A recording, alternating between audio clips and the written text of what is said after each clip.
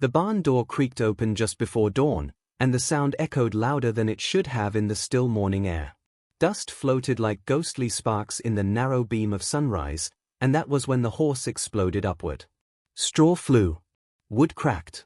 A massive dark shape reared against the stall wall, hooves striking with a force that made the entire barn shudder. The horse let out a deep, furious snort, half warning, half pain. Anyone else would have backed away. Anyone else would have slammed the door shut and walked out. But the rancher didn't move. He stood there, frozen, one hand wrapped tightly around an old leather strap on his wrist. The watch. The only thing he had left that still worked. No one in town could understand why he'd traded it.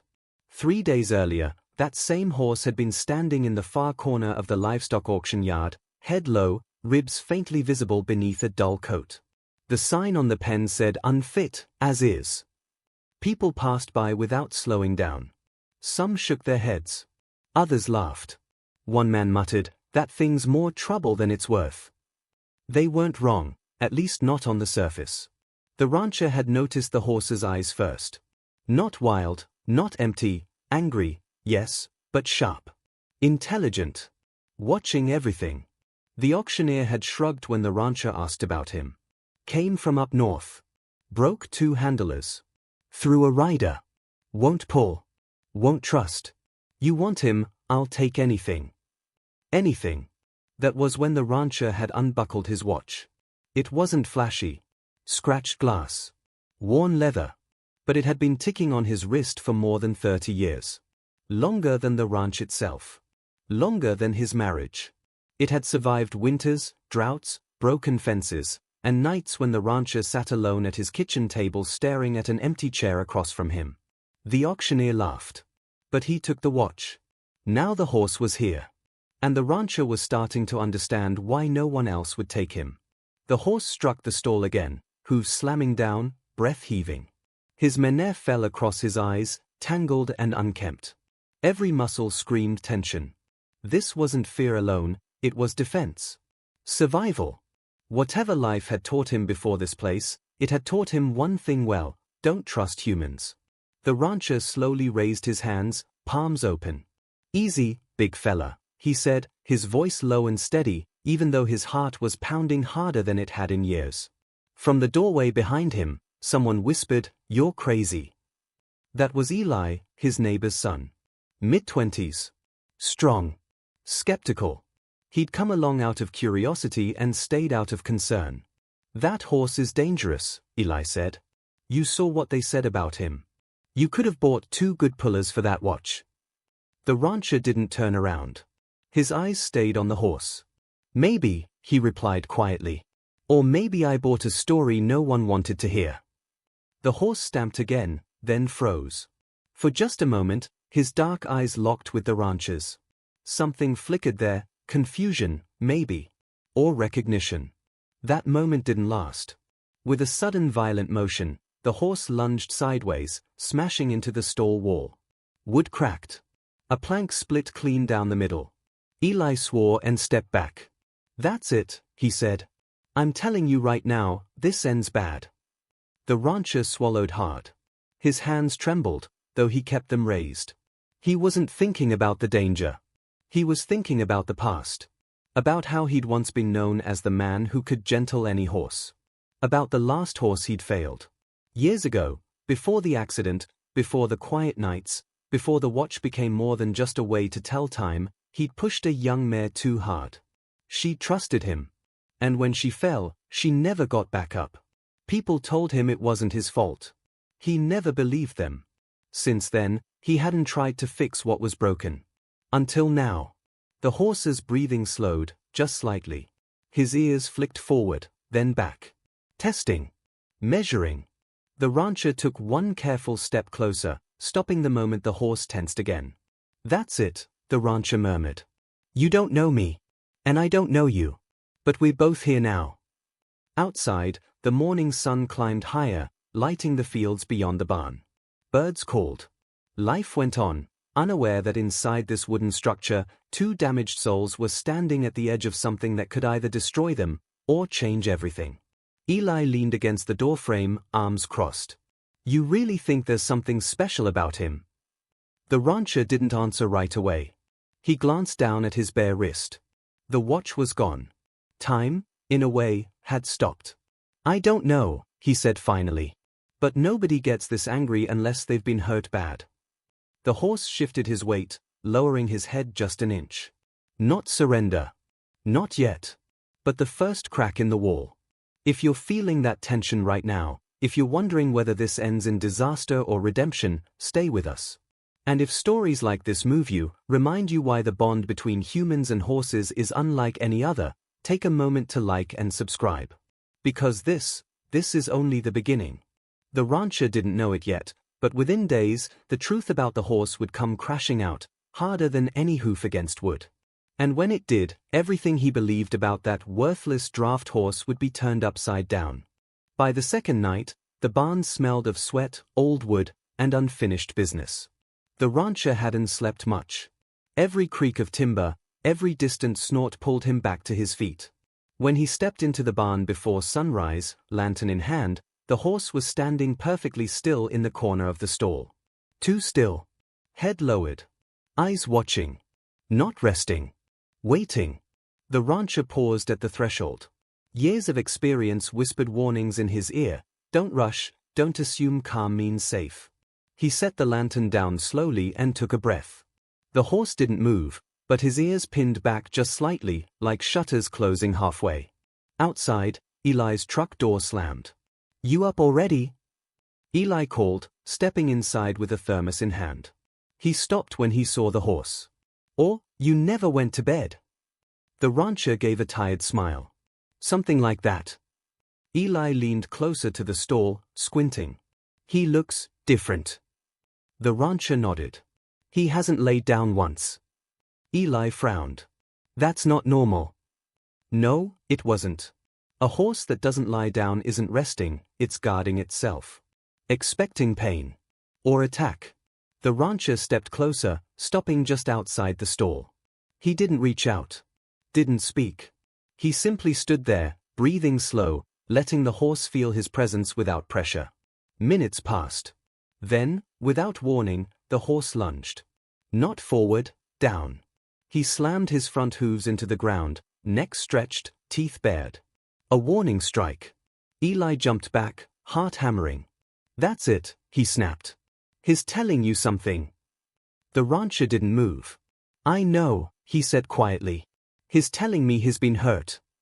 The horse snorted violently, dust puffing from the dirt floor. His body trembled, not with weakness, but with contained force. He could break free if he wanted. He didn't. That was the first strange thing. Over the next 2 days, the rancher learned the rules the horse had written in fear. No sudden movements. No ropes. No hands near the neck. And absolutely no attempts to harness him.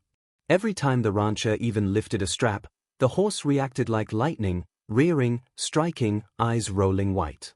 Eli watched it all, unease growing. You see that, he said. That's not stubbornness. That's trauma. The rancher nodded. He'd seen it before, in horses pushed past breaking, then punished for shattering. Still, something didn't add up. Despite the aggression, the horse never tried to escape. The stall door was reinforced, yes, but not impossible to break for an animal this size. Yet every night, the horse stood facing the door, watching the rancher as he worked nearby. Listening. By the third evening, the rancher tried something different. He brought a chair. Eli laughed when he saw it. What are you gonna do, read him a bedtime story? Maybe, the rancher said, setting the chair just outside the stall. He sat down slowly, his joints aching, and rested his hands on his knees. No tools. No expectations. He started talking. Not commands. Not training cues. Just words. I used to have a horse named Maple, he said softly. Strong mare. Smarter than me, most days. The horse flicked an ear. I thought I could fix anything back then. Thought pushing harder meant caring more. His voice tightened. I was wrong. Eli shifted uncomfortably in the background. He hadn't heard this story before. I lost her, the rancher continued. And after that, I stopped trying. Silence settled in the barn, thick and heavy. Then something unbelievable happened. The horse took one step forward. Just one. His head stayed low, eyes wary, but the distance between him and the rancher closed. Eli's breath caught. "Did you see that?" The rancher didn't move. He barely breathed. Night after night, the ritual continued. Talking. Sitting. Waiting. The horse listened. Sometimes he paced. Sometimes he struck the ground. But he always came back to the front of the stall. Then came the setback. On the 5th morning, the rancher found the stall wall shattered. Planks lay splintered across the floor. Straw scattered everywhere. For one terrifying second, the rancher thought the horse was gone. Then he saw him. The horse stood in the open space beyond the stall, free. Untethered. Massive. Still. Eli burst in behind him. "He's loose." The rancher raised a hand. "Stop." The horse's chest heaved. His eyes darted between the open barn doors and the rancher. Freedom was right there. Fields. Trees. Distance. Instead, the horse took a step toward the rancher. Eli whispered, "Why isn't he running?" The rancher felt tears sting his eyes. Because his choosing. The moment shattered when a truck pulled into the yard. 2 men stepped out. One wore a jacket with a livestock company logo. The other carried a clipboard. "That your horse?" the taller man asked sharply. The rancher nodded slowly. The man's expression hardened. "We've been looking for him." Eli stiffened. "Looking for him, why?" The man flipped the clipboard. "Because that horse was declared dangerous. Unmanageable. Supposed to be put down." The barn went silent. The horse snorted, sensing the shift. His body tensed, memories clawing their way back to the surface. The rancher stepped forward, placing himself between the men and the horse. His voice shook, but not with fear. "No," he said. "Not anymore. If this story is pulling you in, if you feel that knot tightening in your chest, stay with us. And if you believe second chances matter, especially for those written off as broken, share this story. Because what happens next will change everything." The truth about why no one else would take this horse was finally coming out. And it was darker than anyone expected. The air inside the barn felt suddenly thinner, like all the oxygen had been pulled toward the clipboard in the man's hands. "Put down," Eli repeated, his voice barely above a whisper. "You're saying they were just going to kill him?" The taller man shifted his weight, clearly uncomfortable. "His injured people," he said. "Badly. That horse doesn't respond to pressure. Snaps when harnessed. Nearly crushed a handler last winter." The horse tossed his head sharply at the sound of the man's voice. His hooves scraped against the dirt, muscles bunching as if ready to explode. The rancher stepped closer to him, slowly, deliberately placing himself between the horse and the men. His back was straight, but his hands trembled at his sides. "You said he was dangerous," the rancher said. "You didn't say why." The man with the clipboard sighed and flipped a page. "Because no one wanted to hear it." He hesitated, then continued. "That horse was used for extreme pulling competitions. Heavy loads. No rest. When he refused, they beat him. When he broke tack, they punished him. When he collapsed, they dragged him back up." Eli's jaw tightened. "That's illegal." "Not everywhere," the man replied quietly. "And not if no one reports it." The barn fell silent except for the horse's breathing, slow, heavy, uneven. His ears pinned flat. His eyes had gone dark, distant, as if the memories were dragging him backward through time. The rancher swallowed hard. Every piece fell into place. The fear of harnesses. The refusal to lie down. The explosive reactions when pressured. He wasn't broken, the rancher said, his voice thick. He was surviving. The clipboard man nodded once. "We tried rehabilitation. Trainers, vets. Nothing worked. Eventually, the decision was made. To end him," Eli said bitterly.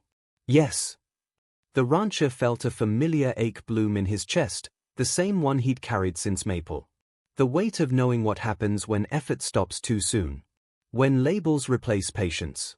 He looked at the horse, standing free in the open barn, massive and scarred but still choosing not to run. "How long do we have?" the rancher asked. The men exchanged a glance. "Technically," the taller one said. "We're already past it." The rancher took a breath, steadying himself. "Then I won't let you take him." The horse lifted his head slightly at the sound of the rancher's voice, as if recognizing a promise. Eli stepped forward. "You can't just—" "I can," the rancher interrupted. "He's mine. Fair trade. You took the watch." The clipboard man frowned. "That wasn't a legal sale." "Then make it one," the rancher said. "I'll sign whatever you need." The men hesitated. They hadn't expected resistance, certainly not this kind. "What happens when he hurts someone?" the taller man asked. "You ready to live with that?" The rancher didn't answer right away. He thought of Maple. Of regret. Of all the years he'd avoided risk because it hurt too much to fail again. "I already am," he said quietly. That night, the rancher didn't sit outside the stall. He stepped inside. Eli nearly dropped his flashlight. "Are you insane?" "Probably," the rancher said, closing the stall door behind him. "Not locking it. Just closing it." The horse froze. Every muscle locked. His breath came fast. His head lifted high, eyes wide, body screaming danger. The rancher stood still, his heart pounding so hard it felt like it might split him open. He didn't reach out. Didn't move closer. He simply spoke. "They hurt you," he said. "Didn't they?" The horse snorted sharply, stamping once. "I can't erase that," the rancher continued. "But I won't be another man who forces you." Minutes stretched into an eternity. Then the horse did something no one had ever seen him do. He lowered his head. Not all the way. Just enough to release the tension in his neck. Enough to breathe. Eli watched from outside the stall, eyes burning.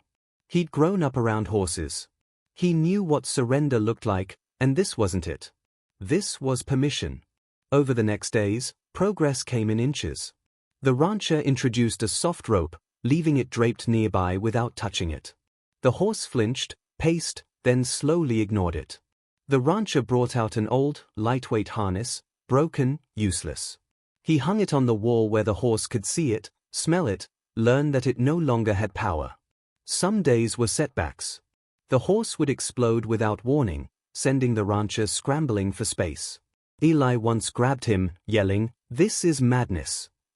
But every time, the rancher came back. Then came the moment that changed everything. The rancher slipped the rope over the horse's neck, not tightening it. Just resting it there. The horse stiffened. Trembled. Took one step back. The rancher whispered, "You're safe." And the horse didn't fight. He stood there, breathing hard, allowing it. Eli covered his mouth. "I've never seen that." Neither had the rancher. If you're feeling this moment, this fragile edge between fear and trust, don't look away. And if stories of resilience move you, tap that like button. Share this story.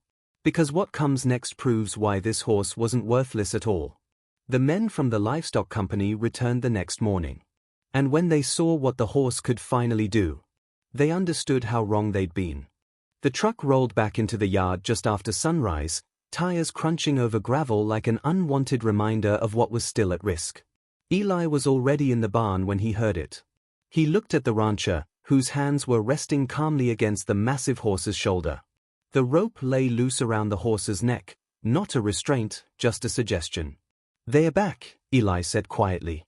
The horse felt the shift immediately. His ears flicked toward the sound. His body tensed, memories rising fast and sharp. The rancher exhaled slowly. "Stay with me," he murmured, not as a command, but as an invitation. The men from the livestock company stepped inside, boots echoing against the wood. The taller one stopped short when he saw the scene. "That's impossible," he said. The horse stood still. No rearing. No striking. His chest rose and fell in heavy, controlled breaths. His eyes never left the rancher. "What did you do?" the clipboard man asked. The rancher didn't look up. "I listened." The men exchanged glances. Skepticism lingered, but something else crept in, unease. Because dangerous animals don't behave like this. Broken ones don't choose calm. We need proof, the taller man said. One good day doesn't erase a record. The rancher nodded. Fair. He turned to the horse, resting a hand against his shoulder. We're not going to pull, he said softly. Just walk. Eli's breath caught. This was the moment. The line between progress and disaster. The rancher took a step forward. The horse hesitated. Every muscle quivered. The rope shifted slightly. The barn seemed to hold its breath. Then the horse stepped forward too. One step. Then another. The sound of hooves against packed dirt was louder than thunder. The clipboard slipped from the man's hands. That horse has never done that, he whispered. They walked the length of the barn. Slowly. Calmly. No force. No fear. When they reached the far wall, the rancher stopped. The horse stopped with him. Eli felt something tighten in his chest. His following you, he said, or creeping into his voice. No, the rancher replied. His choosing me.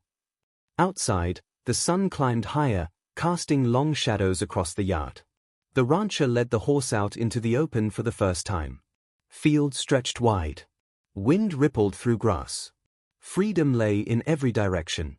The horse stood there, menere lifting in the breeze. And still, he didn't run. The men watched in stunned silence. We never saw this side of him, the taller man said slowly. Because you never gave him room to show it, the rancher replied. That afternoon, word spread faster than anyone expected. A neighbor stopped by. Then another. People who'd heard rumors about the dangerous horse, the foolish trade, the old rancher who'd lost his mind. They stood along the fence, watching as the horse moved quietly beside the rancher. Not working. Not performing. Just existing in peace. A woman near the fence whispered, "He's beautiful." The horse flicked an ear toward her voice, curious rather than defensive. Eli leaned against the fence post, shaking his head. They called him worthless. The rancher smiled faintly. Most valuable things are, until someone understands them. The livestock company men pulled the rancher aside before leaving. If this continues, the clipboard man said, we can reclassify him. Remove the order. And if it doesn't, the rancher asked. Then we'll come back. That night, the rancher sat alone in the barn, the horse resting nearby. For the first time since arriving, the horse lay down. The sound was soft. Heavy. Final. The rancher's breath caught. Horses don't lie down unless they feel safe. Eli stood in the doorway, silent, eyes shining. He trusts you, Eli said. The rancher swallowed. He trusts us. The next morning brought the final test. A lightweight sled sat in the yard, empty. Unattached. The rancher didn't touch it. Didn't point. He simply stood beside the horse, waiting. The horse stared at the sled. Seconds stretched. Then the horse walked toward it. Not because he was forced. Because he wanted to show them something. The men returned just as the horse nudged the harness with his nose. The taller man whispered, "My God." If this story is hitting you right here, if you feel that swell of awe, take a moment to like and subscribe. Because what happens next proves that redemption isn't loud. It's quiet. And it's earned. The horse lowered his head, standing ready. And in that moment, everyone watching finally understood. This horse had never been broken. He had been waiting. The rancher didn't rush the moment. The sled sat there in the yard, quiet and harmless, just wood and metal catching the morning light. No weight. No chains. No voices demanding obedience. The horse stood beside it, breathing slow, eyes alert but calm. Everyone watching, Eli, the livestock company men, the neighbors gathered by the fence, felt the same thing. This was no longer about proof. It was about choice. The rancher stepped closer, stopping short of touching either the horse or the harness. You don't owe anyone anything, he said softly. Not me. Not them. The horse flicked an ear toward him. The rancher waited.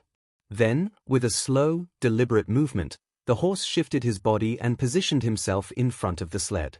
He lowered his head, aligning his shoulders the way only a trained draft horse would. Gasps rippled through the onlookers. That's muscle memory, one of the men whispered. He remembers everything. Yes, the rancher said. But this time, he's doing it without fear. The rancher attached the harness loosely, carefully, respectfully, stopping whenever the horse tensed, continuing only when he relaxed again. No whips. No shouting. No pressure. When it was done, the rancher stepped back.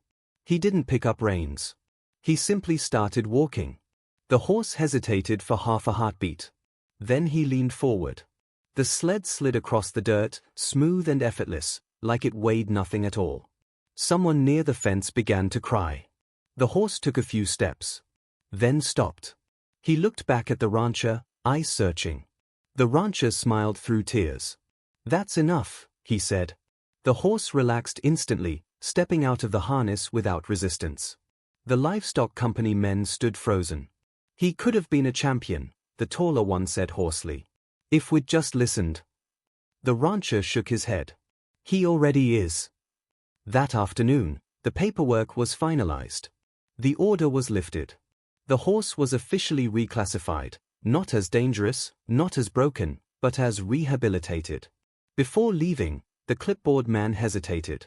"You know," he said, "that what you traded, it was worth more than this horse ever was on paper."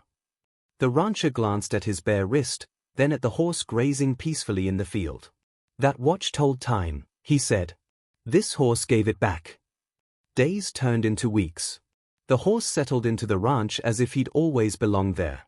His coat grew glossy. His eyes softened. He followed the rancher without rope or call, staying close but never crowding. Eli visited almost every day. "You've changed," he told the rancher one evening as they leaned against the fence. The rancher nodded. "So has he." One night, the rancher sat at the kitchen table, staring at the empty chair across from him. The quiet used to hurt. Now it didn't feel empty anymore. Outside, through the window, the horse stood in the moonlight, calm and present. The rancher whispered, "I'm sorry I waited so long." The horse lifted his head, ears forward, as if he understood. Months later, a letter arrived from the auctioneer. Inside was the watch. No note. No explanation. The rancher held it in his hands, feeling the familiar weight, listening to the steady ticking. He smiled softly and set it down on the shelf. He didn't put it back on. Because time wasn't something he was chasing anymore. One afternoon, a child from town asked, "Why didn't you sell him when he got better?" The rancher laughed gently. "Because he was never for sale." The horse stood nearby, mane lifting in the breeze, strong and whole and free. If this story moved you, if it reminded you that patience can heal what force never will, take a moment to like, subscribe, and share. Because stories like this matter. They remind us that sometimes, the things labeled worthless are just waiting for someone brave enough to see the truth. And that old watch? It was never the real price. Trust was.